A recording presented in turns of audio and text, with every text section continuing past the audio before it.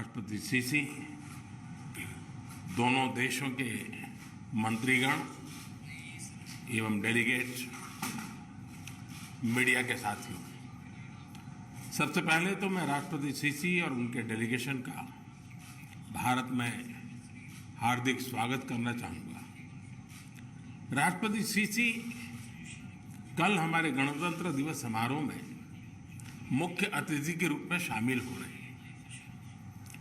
ये पूरे भारत के लिए सम्मान और हर्ष का विषय है। मुझे इस बात की भी खुशी है कि इजिप्ट की एक सैन्य टुकड़ी भी हमारे गणतंत्र दिवस में भाग लेकर के परेड की शोभा बढ़ा रही है।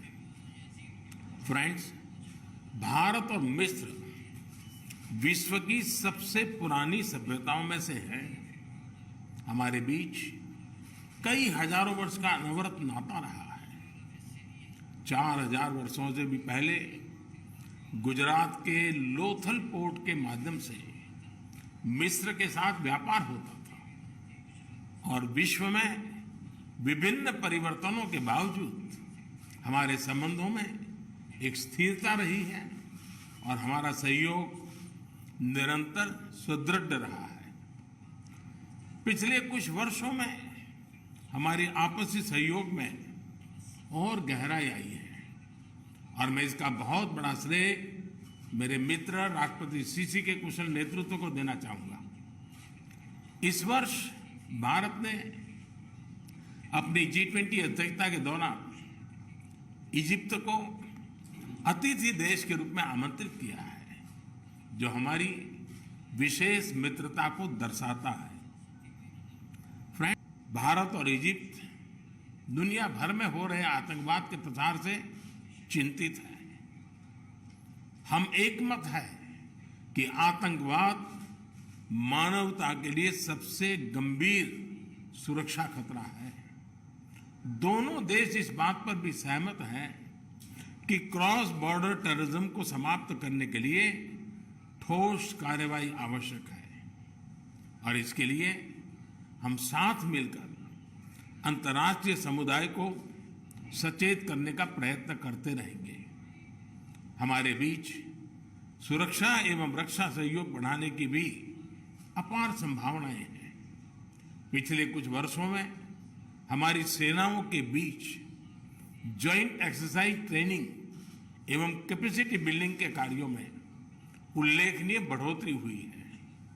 हमने आज की बैठक में अपने रक्षा उद्योगों के बीच सहयोग को और मजबूत करने और काउंटर टेररिज्म संबंधी सूचना एवं इंटेलिजेंस का आदान प्रदान बढ़ाने का भी निर्णय लिया है।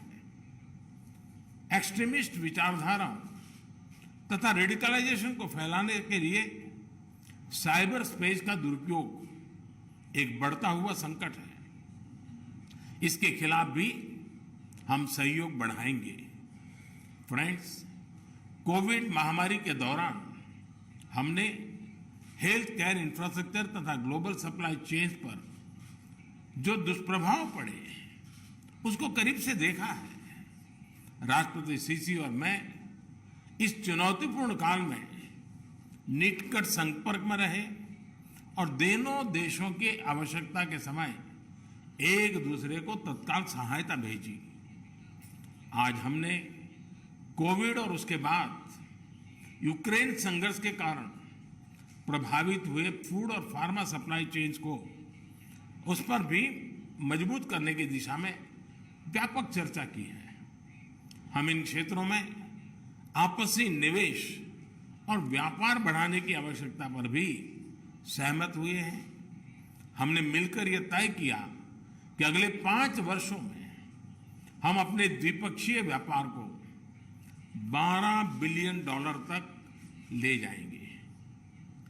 फ्रेंड्स, COP27 को सफलतापूर्वक होस्ट करने और क्लाइमेट के क्षेत्र में विकासशील देशों के हितों को सुनिश्चित करने के प्रयासों के लिए हम इजिप्ट की सराहना करते हैं। संयुक्त राष्ट्र तथा अन्य अंतर्राष्ट्रीय फोरम में भारत और इजिप्ट का लंबा और बेहतरीन सहयोग रहा है।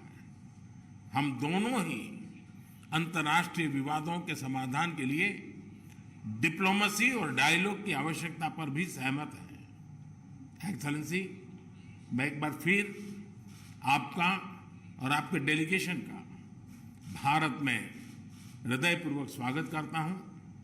मैं आपको और इजिप्ट के लोगों को नए साल की शुभकामनाएं भी देता हूं। बहुत बहुत धन्यवाद।